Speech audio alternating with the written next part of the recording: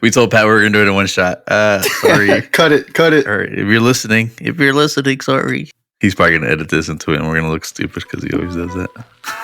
In the He's back. probably gonna put this at the very end, like he does. All right, episode 17. All right, here we go. Ready?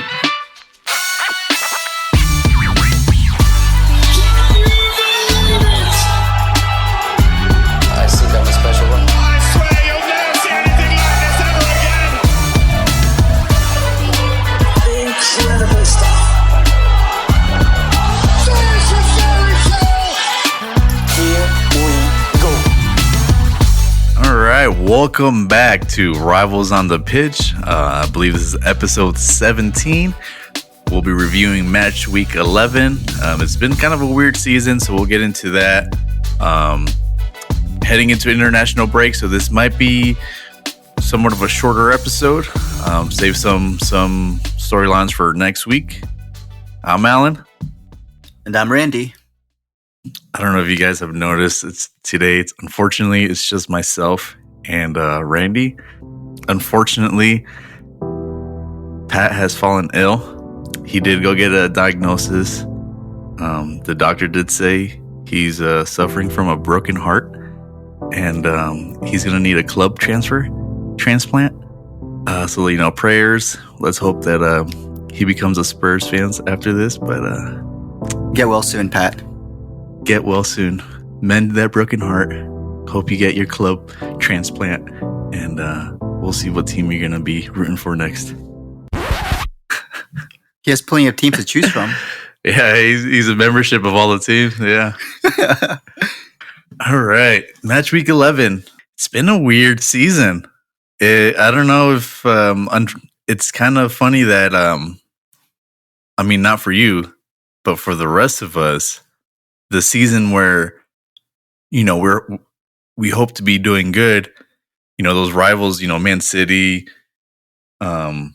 Arsenal, Chelsea, everybody You expected it to pick up where they left off. You expect them to be heading, straight for the top, still being dominant, and it's not happening. Right.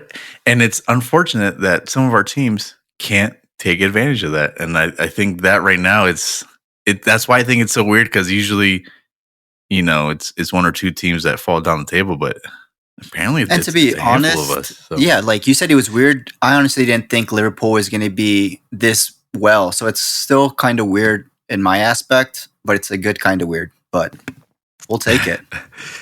I know. I mean, my opinion. I don't think you guys were either. But man, if you're leading almost 5 points off of off City, of second place, and almost 10 points clear at third, and I think it's a 12 points clear of where we're at. So it's unfortunate for us, because this is you want to take advantage of when some of these seasons or these teams have these bad seasons. But I mean, the thing is, there's still plenty of soccer left. There's still plenty of time to go. So anything can happen. I know everyone's favorite, or Pat's favorite word, is bottling. A lot of stuff can happen, but I mean, so far it's not that big of a gap for Man City. But a lot of things can happen. That's the thing about soccer. Yeah. Maybe we'll get an injury crisis, but right now, we don't know what's going to happen after the international break. A lot of our good players are going, so we can have to wait and see. But you do know they're putting you in a tight situation. So Well, keep talking. They're the favorites. They're their favorites right now. They're the favorites to win it. By a slight margin, but I think you're officially in the bottle contention. Not that bottle contention, not that you're going to bottle it, but if you don't win it, you'll be considered. I think we have to wait till the end of the year, right? I think at the December, to see if you can consider it bottling, because that's how we did it. I believe it was last year before Jurgen Klopp gave his retirement speech. And after that, it was downhill. And I think that is a proper definition of bottling. I think it's too early to be considered, if you're bottling. But I think at that point, because that's halfway of the season, but we'll see. It's not that we're considering it bottling. it's that you're putting yourself in a position that if you don't win, Yeah, exactly. We'll see. we'll see. Want to go over? Let's Yep, get let's this get it going. match week 11 started. I believe the first game that kicked it off was Brentford and Bournemouth, which was, I have to say, it was an early game, but what a game it was. And yeah, Brentford, Bournemouth. So Brentford 3, Bournemouth 2. Playing at Brentford. Halftime 1-1. It was a good game. It was a good game. Very good game. You almost wouldn't believe, where these teams sat on the table, the way they played. And you have to take into consideration, The signing for Bournemouth without Dominic Solanke. And then, Brentford without Ivan Toney. Or it's just the main strikers, and yet they're putting up these kind of numbers. It's pretty good. And you expect them to be in that position with those players, but without them, they're in a position where no one would probably think they would be in. They probably thought they would be in a regulation battle because they sold their two best players, their strikers. It's almost Brentford sits at 11th, Bournemouth at 12, and it almost seems like Brentford is doing better without Ivan Toney. I'm sure it wasn't anything he was doing, but maybe the team is just meshing better. Evanson? I can't even pronounce his name. Yeah. Evanson? Yeah, he was the forward that was signed to replace, I don't know if to directly replace Solanke, but I think he was there to strengthen up that forward position, and I think he's finally starting to do what he came here to do, and we'll see. It's two good teams. These are teams that you could probably lose to, during the season, and Membo, play of the match. But it's nice for Wisa to score. I think there was a lot of talk about him, but he's actually pretty up there with in goal scoring. Honestly, I believe. I think he's like at 6 or something like that. But he's up there with some of the top scorers. Oh, 7, yeah, 7 on the season. So you got him and Mbueno. That's a good combo. That's a good 1-2 punch right there. Yeah, and Bowen I think they're having a good season third so far. behind He did get us Haaland this player of the match. in the scoring sheet. You think he stays in Brentford? I'm hearing there's rumors for him.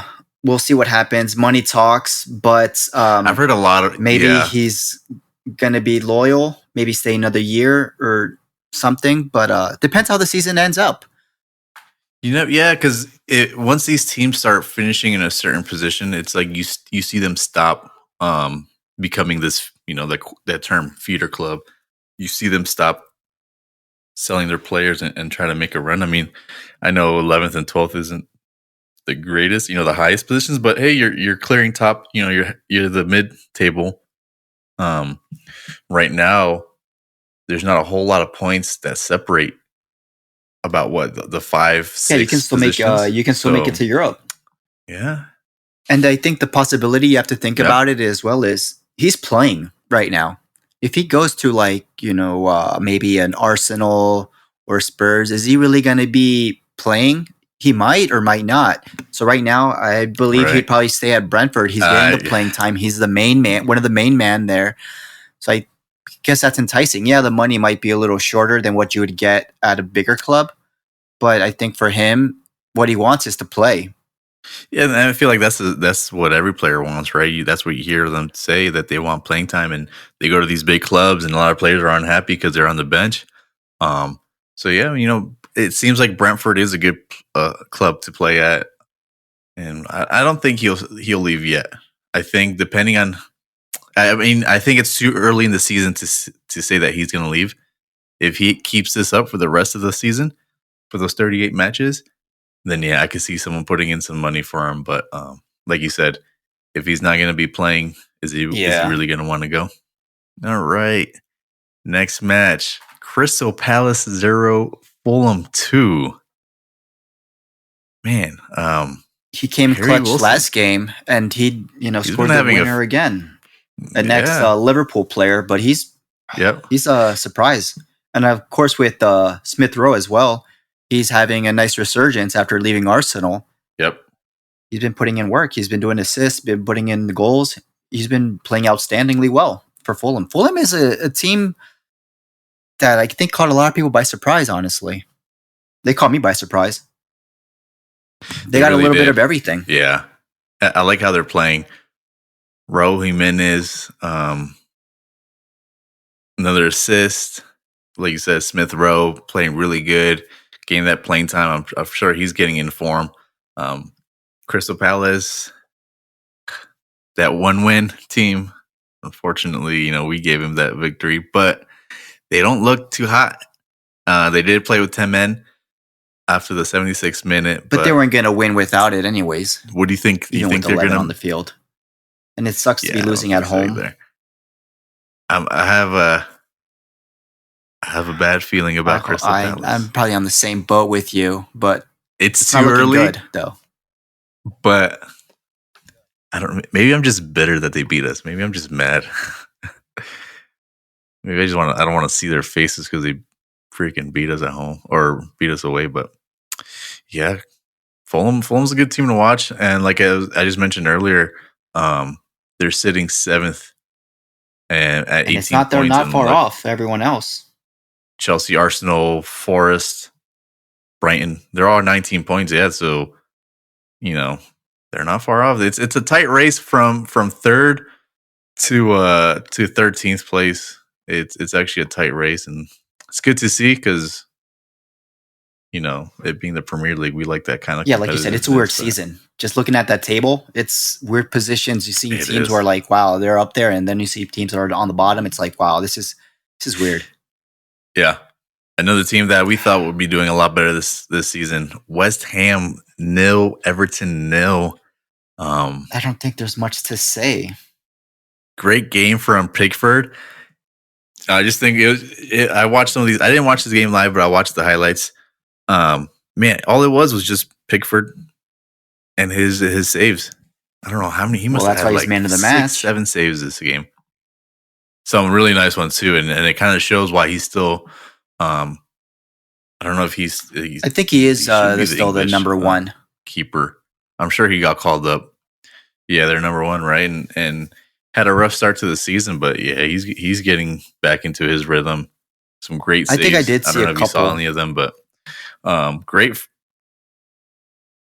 Yeah, good fight from West Ham. Great fight, good job defensively for Everton for not, at least coming out with the draw. But man, West Ham. Let's hope the international break is good to them. Yeah, to West Ham. Hopefully they can. Yeah, maybe give them a little spark. But like I said, this team was supposed to be one of my favorites, I believe, to be like to show up. Yeah, top to 7, give a good top showing, 6, and disappointingly, they're disappointing. I thought they would be sniffing 6, 7. Even maybe like where Forest and Fulham are. Maybe not at the end of the season, but throughout the season. Yep, exactly. I don't know. That to me, I'll put money on the West Ham manager being sacked next. I think that's what it's looking like, honestly. Either that or one of the relegation teams, even though Southampton, Wolves, or Crystal Palace, right? Even. But I feel like the squad that West Ham built this season, you expect. I mean, I'm sure their fans expected more, right? So, they're not a newly promoted side. They went out and spent the money. They picked up some players to try to strengthen the squad. But you've done a 180 and you're going, you're worse than you were last season. I mean, so that to me that's grounds of, hey, we got to get this guy out of here before it's sort of like the Eric Ten Hag thing. You got the players you want, you got the money, we gave you the money for everything you wanted, and you weren't getting the results. It's sort of the same setup here. You got what he wanted, you got players. They got a lot of players this window, and it's just not showing on the field. So of course the manager is always the first thing to go. Or they're going to be, I was going to say maybe they'll still start selling players, but I don't think so. I think they're going to try to keep the squad and try to strengthen it. Maybe not in January, but in the summer. All right, moving on. We got Wolves at home 2-0 to Southampton. I'm glad Wolves came out with this victory because I did not want to give them their first victory again. So at least that's off the table. Thank God. I'm sure they were the last of the winless teams. But yeah, Wolves finally getting the victory they needed. But they played well. I mean, that's how they've been playing the whole season, basically. But it was bound to happen against Southampton. I didn't watch any of this game, so I'm not too familiar with how it went down. But Kuna with an assist and a goal, player of the match. Let's hope that starts something for them. Yeah, I think hopefully, because I mean, how much did we talk about this team not deserving to be in the bottom of the table, but they weren't. How much leeway do you give them? They're still in the relegation, and they're so much better than that. They're so much better than what their position on the table is. But to get it against Southampton, so that's at least good. You won against a team you're supposed to beat, and you're playing at home, so it's a good showing. You get into the international break, lets you calm down a little bit, and then hopefully you can come back after 2 weeks. Maybe get a little rested, depending who's going to play internationally or so, and then you come back with that momentum and start the week again, hopefully well. Yeah, I mean, but look at their record. Their record's 1 win, 3 draws, goal difference -11. It's not really good. Yeah, so it's like we sit here and say, oh, they're good, but they don't even have the draws. Ipswich has 5 draws. I mean, they were out of the relegation zone without a single victory. I'm pretty sure they set higher than Crystal, Wolves, and Southampton without a win. But I mean, their last few games, they did tie with Brighton, which is a good side. They tied with Crystal, which they probably should have beat. And then they just beat Southampton. So who knows? Maybe they're finally. So that means before these last 3 wins or last 3 results, they were sitting at 2-1 and 7, 2 wins, 1 draw, 7 losses. So maybe they're turning it around. Maybe this is they're finally waking up and then they're going to hopefully make it out. Because I wouldn't want to see Wolves relegated. Not that I'm wishing any other team would ever get relegated, but I think I do like how Wolves, and I hate that we keep defending them, even though they're having such a bad season. Prove us right. But I think we witnessed that, right? I think we're a fan of their players. I think the reason why they don't have so many victories and they have so many defeats rather than draws is because they do try to go out there and win. They don't. It's almost like that stubbornness that Tottenham can share sometimes, where they don't want to settle for a draw, and a lot of those teams in that bottom portion of that table, that's what they do. You fight for those draws to gain as many points as you can, but they didn't take that mentality, and I think that's why we see them in a different light. And like I said, come on, Wolves, please show up. What do you think? We're counting on you. We talk a lot about you. Yeah, we've been a big supporter of the Wolves for some reason. On this, speaking of supporters, speaking, and the weirdness starts, and this is what we kind of touched on this in the beginning of this episode. Brighton 2, Man City 1. Brighton playing at home. Pedro and O'Reilly, Eric Hollins scoring 1. And that's it, just scoring 1, and halftime it was 1 and done for them. Yeah. And they scored first, Man City scored first, and that's when you start thinking, okay, here we go. But you can't count out Brighton coming back. A late win, but hey, it's late win, and this is kind of like that weird feeling of the season because this is Man City's 4th, 5th loss in a row. I mean, within all competitions. It's never happened before for Pep Guardiola. Not at Barcelona, at Bayern Munich, with Man City, it's never happened. And to have it happened, wow. They lost to Tottenham. I just like to bring it up so I can feel better about myself. Tottenham, Bournemouth, Brighton, and who do they lose to? Oh, it was Sporting, yeah. Sporting. But those two teams, Yeah. you can see them, actually losing to. Like Spurs, they sometimes show up against a big team, so it's sort of expected. So it's not a big of a surprise. Sporting, you're playing in Portugal, so of course Portugal has a better Sporting has a better advantage. But to lose against Bournemouth and Brighton, even if they're playing, in the Premier you'd League, still think Man City would beat them, regardless if they're playing away or whatever. You'd still think they would be the team coming out on top. and this was upsets me because this is the type of season they're having. And then when we were having a similar season to them, it's like, damn, like out of all seasons, why now? Why now? Why can't we take advantage of this? Who knows? Pep might be out the door. He might be kind of over this. There's a lot of stuff happening what he's in trying Man to City. do, You got the or- charges that are going on, but I also heard that Man City are trying to talk about an extension with them. But we'll see. But you have to give credit to the coach of Brighton. He made important substitutions, and those substitutions panned out. They're the ones who came in and scored the tying goal and the winning goal for them. After those substitutions came, it was a totally different game, and you can see that Brighton were in control. They were going for it, and it showed up with the 2-1 win. Yeah, you're right. It's those two second half subs. That second half subs that scored. Yeah, but you would think a mastermind like Pep, is it Pep or was it his players like this whole time? Is it because Man City's pockets are so deep that's why Man City was so good, or does he actually have, credibility as a great mastermind, the greatest coach? But you can't in count them football. out. Like Man City has 6 shots on target, 15 shot attempts. Yeah, no, you They had can't. 4 corner kicks. They were attacking, but I think it was just at that point they just woke up, and Brighton did what they need to do. They defended well, and those goals that they scored, they were beautiful.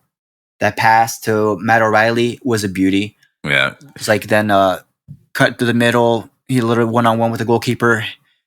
Hit it to the left. It was nice. It was beautiful. You didn't expect that. You thought Ederson might. I think Ederson should have blocked it. But it was a tight lane that he made that pass. But it was beautiful the way they played. They just second half it was totally different. Man City, I think they were just complacent with that one goal. They think maybe that's enough, but it's never enough. You can't count out these teams. Yeah, they got some false. And then confidence. you even saw Haaland after they scored that second goal, how frustrated he was. They caught him by surprise. They're like, this shouldn't be happening. We should be winning. It should be game over. Yeah, I would give it to. I do give it to Man City though. Well, we'll see about this season, but in the past seasons, they've been very, very good. Yeah, they go on a after that run. January window. It's like they almost go undefeated. Yeah, so we still have to wait for that and make sure come Christmas they don't give us. Yeah, maybe they go into the window because Rodri's out for a the little whole surprise. season. But everyone, He was saying he's trying to come back. Maybe he the says he'll last play games this season or something, We'll but see. I don't know what his recovery is like. You never know with when you're recovering, you might have another setback or something. But you can tell that Man City is really Right. missing Rodri. But I don't feel bad because they have talent on the team, exactly. and they should be able to cover. I know they're yeah. All right, moving along. What? This team. I want to talk smack, but I feel like every time I talk smack, I get pie in my face or whatever the saying is. But I just feel like we're at the casino. Jackpot. The slot machine is doing it again. Yes, I was saving it. I was saving it. You wrote that. I saw what's it You've been called? holding it in. Jamie holding that Carragher was in saying that during like a the fart. CBS, Champions Oh, League, God. and I was like, you know what? I saved Probably it. write it down on your Wanted palm. to, yes, exactly. I'm gonna Save it, that. write it down. Been saving it for this week. Put it on a Yes. post-it note. Put it on your laptop. You're like, I was waiting for it. That's why I didn't want to cancel today. But no, he's what can I say? I thought it was going to be a tougher test against Villa, but it didn't turn out that way. I think it was a beautiful game. I was paying attention to it, and I loved how on Aston Villa's corner kicks, we were able to defend well, and after that, we were able to do a nice counterattack. We just beat him with speed. That's why Salah had the opportunity. He got a foul, but then Darwin Nunez was there to pick it up, and I was surprised. Darwin Nunez scored, and it was a beauty. I loved how he went high instead of near the ground, because Martinez, the best goalkeeper in the world, would clearly save it, but he went high, so keep it out of his reach. It was a beautiful goal. And then the second one was basically the same thing.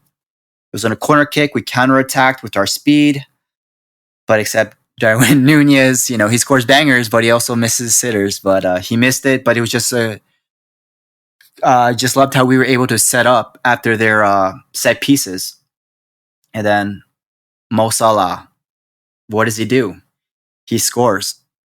I loved how he had a lot of time because he on his left, he had Gapco and Luis Diaz, but he was able to mess with the goalkeeper a bit. The goalkeeper saw that he was slowing down, so he's like he could probably pass it to the middle, but nope. Salah went, kicked it high with his left, and it was a goal. And I love that he just shows up against the big teams, and I just think. I'll be honest, I'm surprised because everyone was talking about this being a tough run of games for us.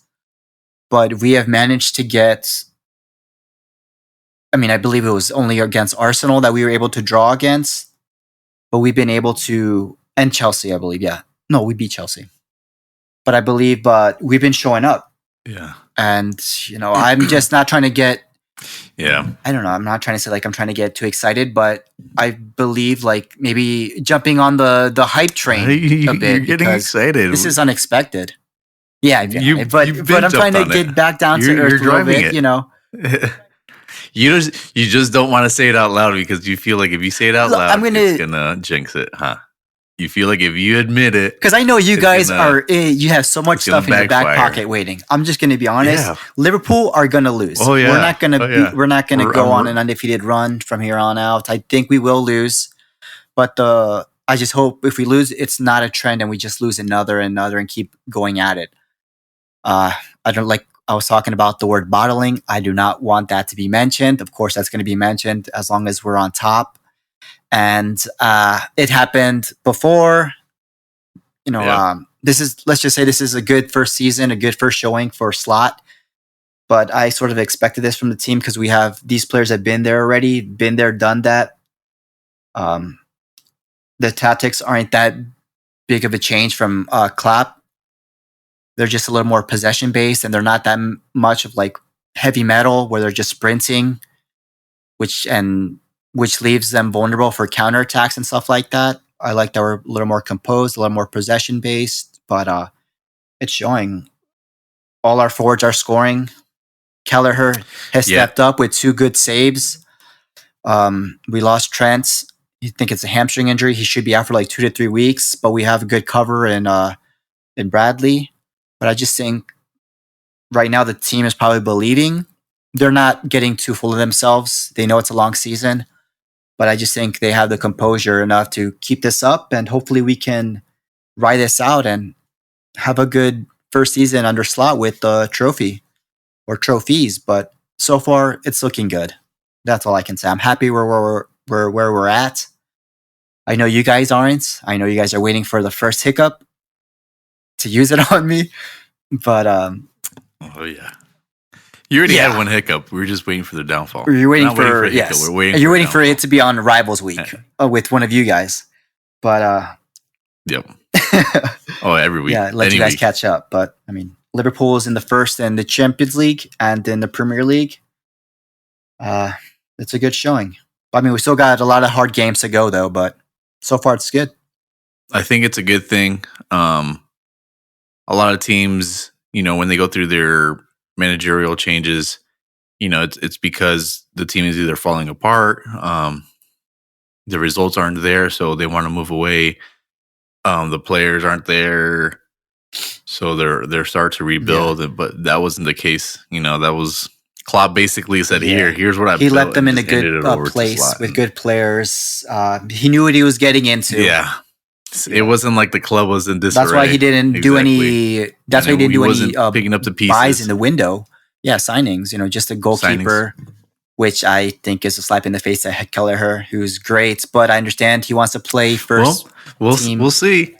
And we're happy he's here. He's keeping us alive. But we'll see. I think he's gone. What happens? We'll see what happens when most Mohamed Salah and all these players decide to start leaving. Players get older and then he has to rebuild and then he has to make decisions on who to bring in and is he going to be as good, as clinical as because after that there'll be his team, his players as Klopp was, and we'll see what happens. But this is a good showing. It's giving him experience in the Premier League. Good experience or bad experience. That's experience either way. But he has a good team, and it's a good first season for him so far. Yep. When Trent leaves, in the summer to Real. When Mo Salah leaves to we'll see, man. Saudi. So far, I hear all you're gonna have is Darwin Nunez, Luis Diaz, and then Van Dijk. Who? How old is he? Van Dijk, yeah. 33? But he's still playing well. But you got Konate, who's a good backup. I mean, he's right next to him, and he's playing well. You got Joe Gomez, who comes in and shows up. I think we could have depth, but so far he still hasn't lost. We'll see. His touch. He's still up there with the best. He's still showing, but I know wrong side of 30 is basically downhill. We'll see. So far, I've heard that he's close to getting a contract extension. But we'll see. I'm hoping for all three to get a contract extension. But right now, I think they're just enjoying the football, and then maybe they'll decide later on. Yeah, we'll see when Slot starts making his team. So far, I'm enjoying it. I'm just gonna hate on. I'm enjoying it. Gonna hate on Liverpool. I gotta be happy while I can. We all can't be Debbie Downers like you guys. Speaking of happiness, yeah. Speaking of happiness, I am sure Man United, these last few matches, are delighted. They finally feel like they're back. Man United 3, Leicester City 0 at Old Trafford. The Garnacho goal was a nice goal. Bruno Fernandes, Victor Christensen. Yeah, it was an own goal. All scoring. Oh, that's right. It was an own goal, huh? But what do you got to think about that's right. Van Nistelrooy? Well, I think he said he only had 4 games, and 3 of those games were wins at Old Trafford, compared to Erik ten Hag, who had not a whole season, but a couple good games, and he only was able to manage 3 wins at home. Yeah. I mean, I think it's like what we said. It's just the team probably just felt rejuvenated. They probably felt like, who knows? I don't know how Erik ten Hag was in the locker room. I don't know if he was just too much or players. I heard that he was very strict, or if it's just like you said. And the players weren't a big fan of it. I think they were like, they weren't responding to him. But I just think it's too sad for him to go real quick. So who knows if last game, and there was a goodbye, and at least he went off undefeated. Yeah, but it's sad to see him come. He started this season with Erik ten Hag and then just to leave. But I know Ruben wants his own players, his own staff, and it's sad to see him go. Yeah, I mean, it could have just went back to what it was, with him, with game 5, game 6, game 7. It could have turned around, and now he left a good impression. He won his games. He looks like a club legend. He looks like maybe it helps him, get hired somewhere else. But we'll see what happens with at least new coach Ruben. It was a good showing for Manchester United. It gave him hope, and now hope will continue with this new appointment of Ruben. Especially after he just beat Man City, so that's a good showing. Beating your rivals, now hopefully he can replicate it at Man United. We'll see what it goes. And luckily, like I said, this fluky season, there's Man City's still in it. They're not far off either. I'm pretty sure they're sitting at they're 13th place. Like you said, they're just points, it's a couple points off separating them, and not too far off. it's a loss from another they're team right there. and a win Yeah. for them to just shoot back up into exactly the top half. Sniff, it's right outside the top 4, top 5, but Yeah, there's competition up we'll there. see. though. We'll see. I hope I hope their new manager doesn't do anything. Sorry, dude. I just don't want to see Man City. Yeah, we don't want to see both Or Man United back in it. Manchester teams going at it. But I mean, it'll be great. You love Right. competition, but the joke of Manchester United had to end somehow. Let us win first. Let us win a little bit, and then we can get competitive. But Jesus, all right. Nottingham Forest 1, Newcastle 3. Nottingham Forest playing at home. It seems like their little run hit a little roadblock here with Newcastle. But it was expected. God. You'd think Newcastle should be able to give them a good fight, be a tough test for them. And it's because Jose Mourinho. we don't want him. We don't want him. Position. Let's show up. Eddie Howe's like, nope. Yeah, they're like, nope.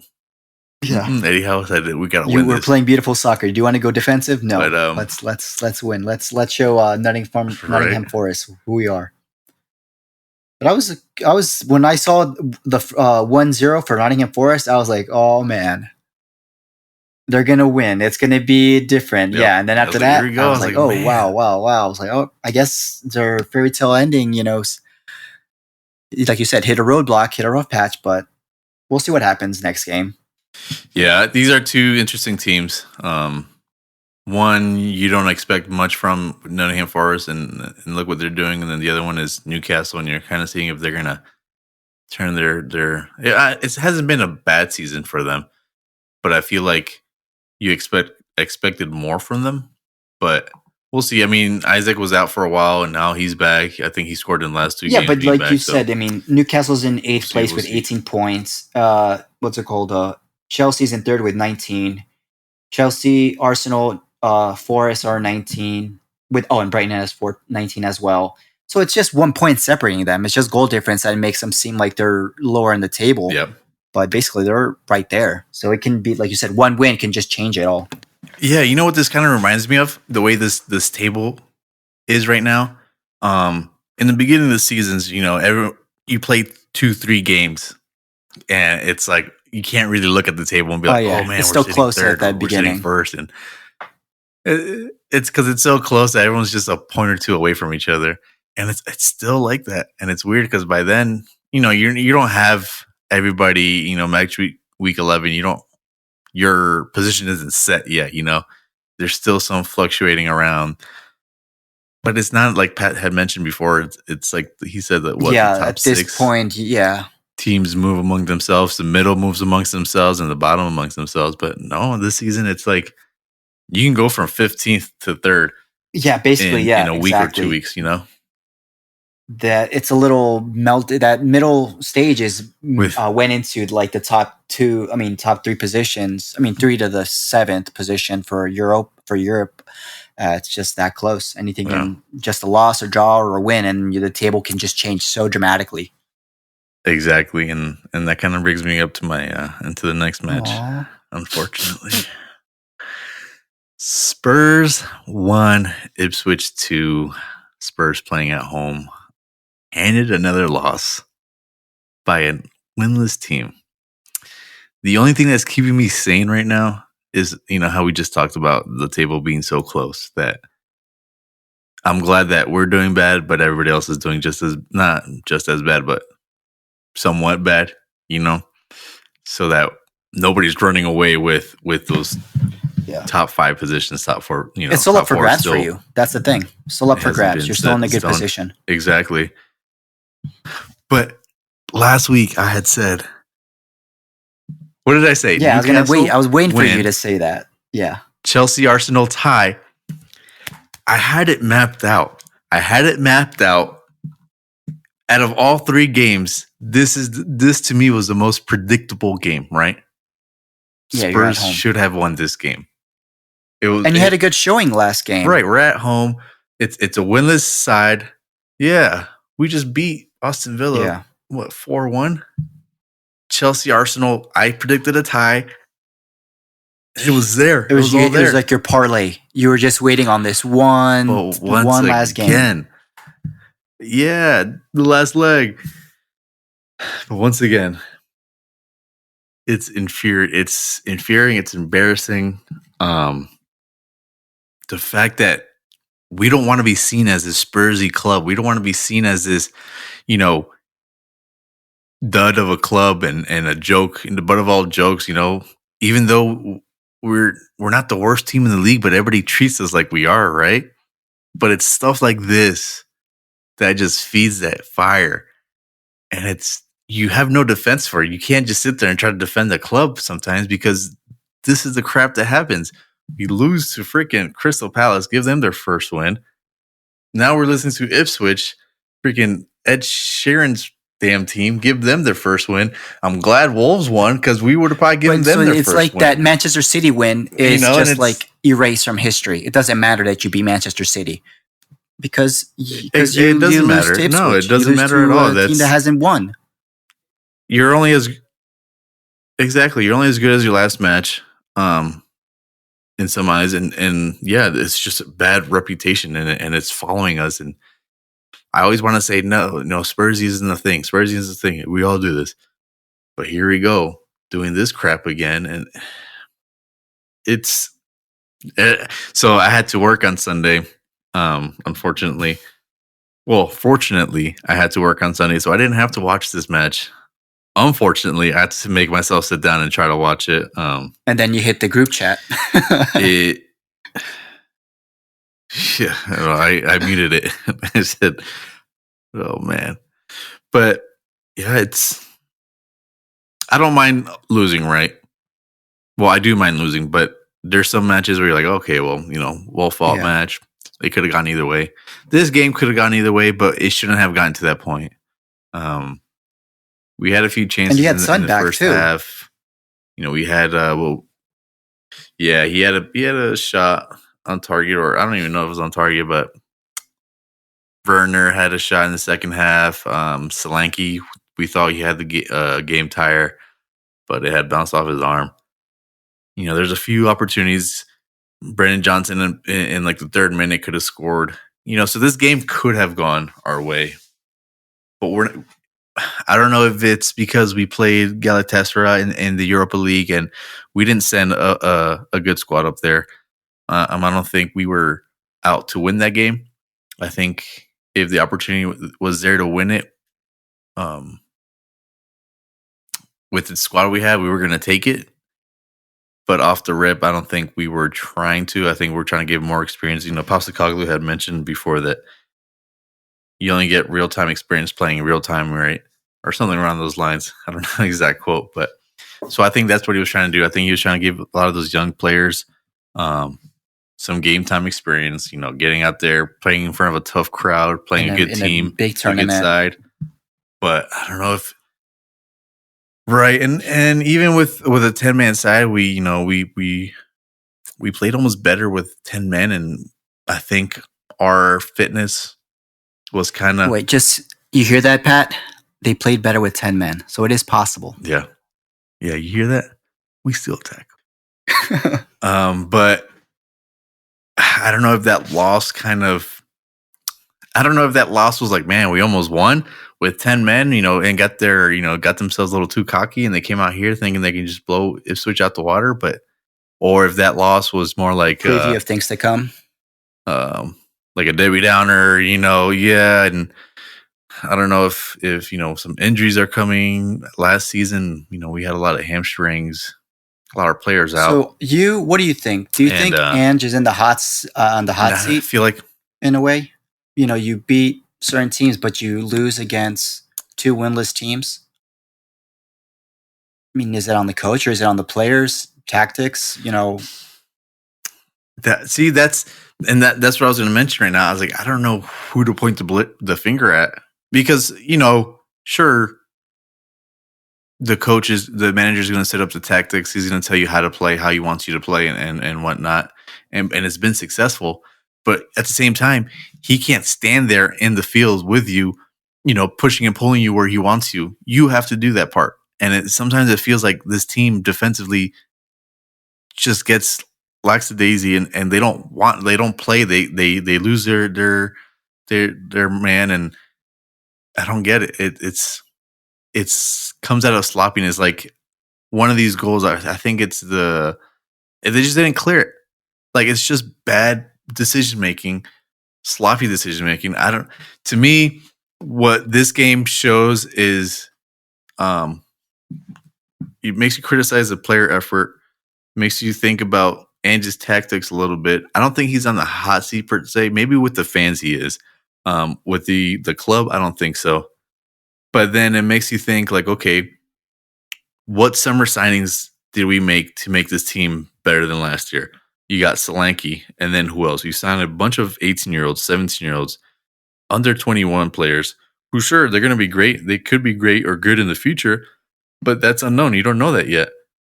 So you're building for the future, but what are you and will what are you you doing be there now? for the future for those How are you going to players? become an attractive?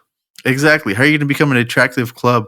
Let's say we need one. We're one or two players off. You're still from going being for a him? great team. But why are they going to want to? Well, what I'm trying to say is, like, if we're playing this shitty, are they going to want to come play with us? Are they going to be like, you know what? I believe in the direction of this club. Like maybe you should have thought about, sure, sign these players, develop them, but you didn't make any other moves. So you're now making this team, sure, we might be good in 5 years, 4 years, when these kids are 21, 22, they have experience, but what now? And if we have crappy results, we're going to become a less attractive club to sign these big names. And I'm sure that's what they're trying to avoid, is having, produce their own players like Kane, Harry Kane coming through the academy. But you're kind of just limiting yourself now, and like Eze, like maybe if if Spurs and Arsenal come up to him and be like, hey, come join us, he's gonna look at the two like projects and be like, well, you know what, they did come, Arsenal did come close to winning it 2 times, and bottled it, but they did come close to winning it 2 times. And Spurs here, you're like, well, I mean, you guys kind of just sit mid-table outside the top 5. Like, I'm not gonna go from 10th you want place to make a big jump, 5th place, or I'm not gonna go from right. Yeah, I'm like, I want to challenge for stuff, and so let's see what they do in the January transfer window. So you're thinking they're actually going to do something? You're hoping for that? No, I don't think so. And we have another freaking 18-year-old kid, Korean. We signed him in the summer, but he's coming over. He's 18. He looks like good talent, and these aren't bad players we're signing. They're young, promising talent, but like I said, who knows when they're ready. And then we have another guy who's playing. I forgot what league he's playing in right now, but it's another 17-year-old who's coming to us in the summer. So we have all these young kids, but man, it's frustrating. You want to win now, and I get it. We're kind of in a rebuild phase, but Ange made a big statement. He said he wins in his second year. He wins trophies. Granted, we're still in the cups. And that's what I was going to mention about that. And we're still in the Premier There's still League. Chance to we're win still something. Able to get top 4. Yeah, so this loss doesn't mean as much as it really is. Like at first glance, you think, "Wow, you really lost to this team." But the way that everything else is going, I'm glad it's done and over with. Sucks that it happens right before international break. And apparently we can't win before international break. And I don't know if the players are just trying to, be conservative and save themselves for their, to go play with their national teams. But man, I'm done with these international breaks. I'm done losing the crappy teams. Like, we need to get serious. And that's my rant. That is. Don't worry, it's only going to get better from here on. I said we were going to be a short episode, but because the next team is another one you can rant about. Yes. There you go. You know what? This made me feel better. I actually was hoping that Chelsea would have beaten Arsenal just so that I wouldn't be the only one suffering. If that was, they would have been perfect. Chelsea won, right? Chelsea won. Arsenal won. Playing at Stamford Bridge. Chelsea at home. Coming out with the draw. Pedro Neto scoring, and then Martinelli at the 60th minute. Pat did predict Martinelli scoring, but he did not predict He had Pedro Arsenal Neto winning, as but well. they almost had it if Havertz wasn't offsides. Yeah, I think he was offsides. Yeah, he was offsides, and he didn't even make it. And he had a nice celebration and everything ready. Sorry, you had to rewind and take that back. Yeah, get off the floor, Arteta. Over there on the floor like a little you know how baby. He is. Glad Pat's not here, so we can just talk. But he's probably going to edit this. Ooh, the Gunners. Yeah, he's gonna edit this out. It's gonna sound like the Arsenal are a good team. But anyways, see, 1-1. It's just a weird season, but I didn't catch much of this game. The Martinelli goal, man, he kind of made Sanchez look like a little doo-doo head. He scored near post, and I don't know how he let that go in. It almost looked like he let it go in. Pat did want us to mention that Martin Odegaard coming back from injury, getting an assist in his first game back. Maybe he is a missing piece that they need for them to start their attack back up. I just want to say, I know a lot of people give credit, are talking smack about Trossard, but you have to understand, he is trying to fill Odegaard's position. That's not his natural position, so of course, it's not going to go as planned, which is why he's played poorly and why people are talking bad about him. But since Odegaard's back, now Trossard can be in his regular position, and he can probably be the player that they expected him to be. So that's just something to take into consideration. He's just trying to fill in a spot of an important person in Odegaard. It looks like Arsenal is back to their full squad, right? Saliba, Ben White, Gabriel, Timbers, Hardy, Odegaard, Rice. And now you can get Martinelli, the Mourinho and Odegaard going together as well. They haven't played together. I think Declan Rice might have been a little bit injured or picked up, but not. But regardless, I think you're. But I guess you're more excuses for them. Most important player, Odegaard, is back, and I know Pat is happy. If he was here, that would all be. That would be the only thing he'd be talking about. Odegaard. I like how when he texts Odegaard, he makes sure he uses the crossed out O. He also said Cole Palmer going cold. Mentioned Cole Palmer not showing up against the big teams. It's kind of true. I mean, I haven't really heard too much about him. I mean, he's had a few good plays. Yeah, even I believe I picked him to score a goal against Liverpool when they played, and he was shut out. But not there. Well, I guess we can cut that Arsenal segment real short now because the one who's usually talks about him is not here. But still, Pat, I think you hopefully your team heart transplant goes well. Find a team that's suitable. Yeah, your club transplant. It's okay. Remember, just trust the process. It's 5 years still, but you got to trust the process. I don't know how long you got to trust or wait for it. Yeah, but I've been hearing people talk about Arteta has got to go now. I wish Pat was here because I want to hear his opinion on it, but I don't know. I know a lot of people on social media like to they kind of like to be controversial just for likes, so that people can kind of tune into their content. So you kind of see a very extreme position on certain topics, right? But I do want to know what's the thought, the genuine consensus on Arteta, I know people are talking about his trophy. I'm sure they're going to. The FA Cup going to give it to the rest of the Community season. Shield, but you're not. The trusted process is not for those type of trophies. It's for the Premier League, for Europa and Champions League. That is what you're basically aiming for. Yes, those little trophies are okay. I can't believe I'm doing this. That's not what all this hard work is for. The hard work is to get the Premier League. That's what it's for, honestly. taking my big giant mighty Spurs hat off, bright and shiny. And speaking as a football fan, you can't say that he was completely wrong with saying trust the process with the last 2 seasons they had,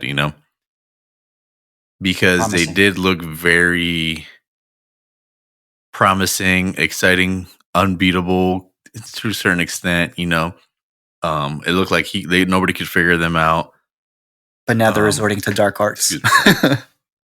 Right, but now there's been a shift in the style of play that's been, their style of play, which could be a direct result of the lack of movement during the transfer window, without Odegaard coming out and no one And not having that direct squad. replacement for him or someone similar, right? So we'll see how the rest of the maybe from here to the January and the rest of the season goes. I think trust the process, isn't too far off. I think, I know I want to, talk smack about Arsenal and whatnot, but they've been, the better side between us and them. They've come close, and not just like, oh man, we missed it by a game or two, or by a few points. It's been basically 1 point. I'm glad you mentioned that, because Pat always talks to me about Liverpool bottling the league. But in Arsenal, in 2022 and 2023, that season, Arsenal are known for bottling because they had the lead for 248 days. And they... Oh, yeah, I did. Brought out so Pat can talk all he wants, but I think that is a definition of bottling. So, I'm sorry, Pat. I think you guys are both bottlers.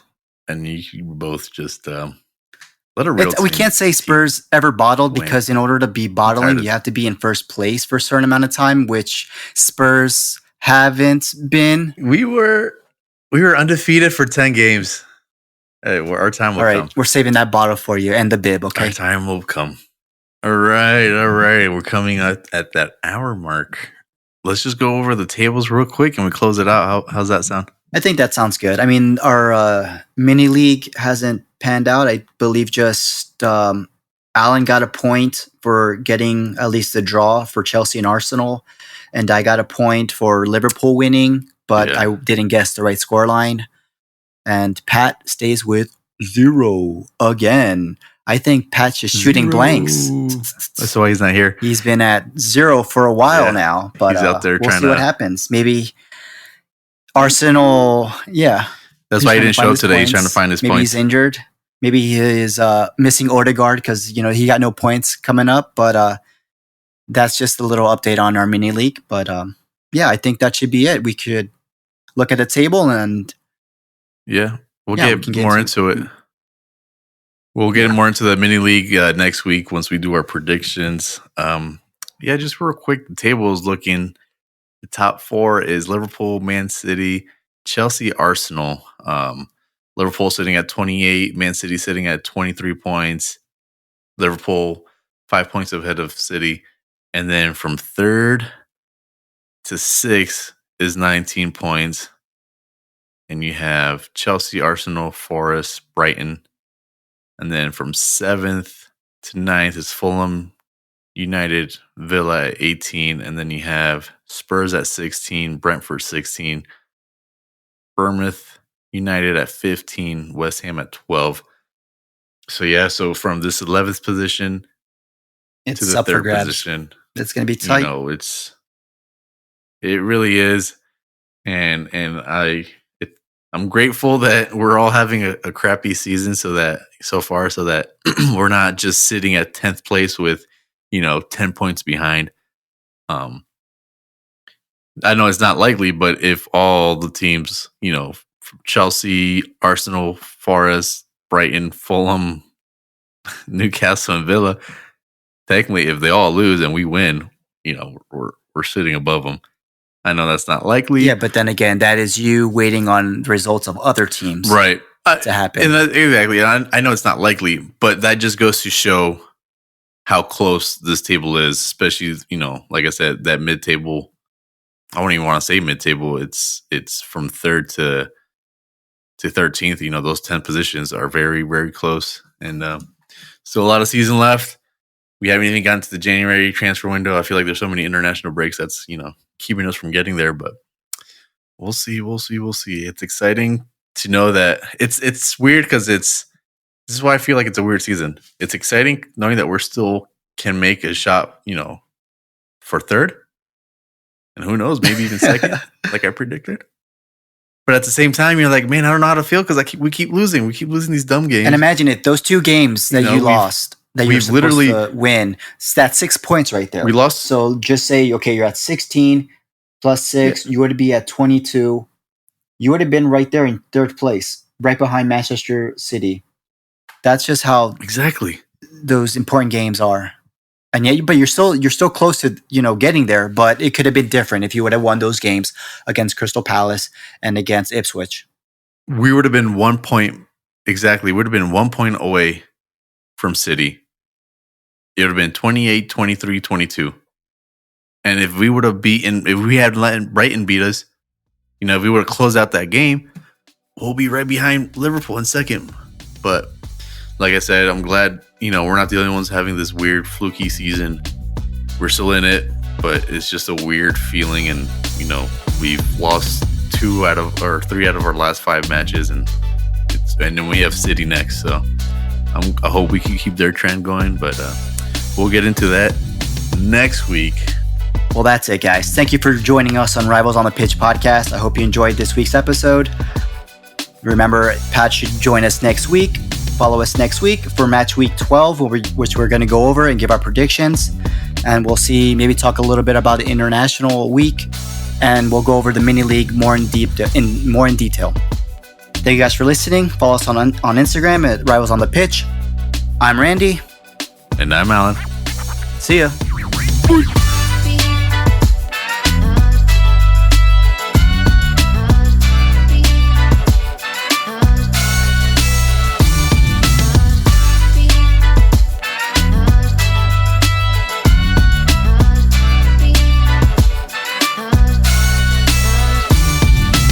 Who needs Pat?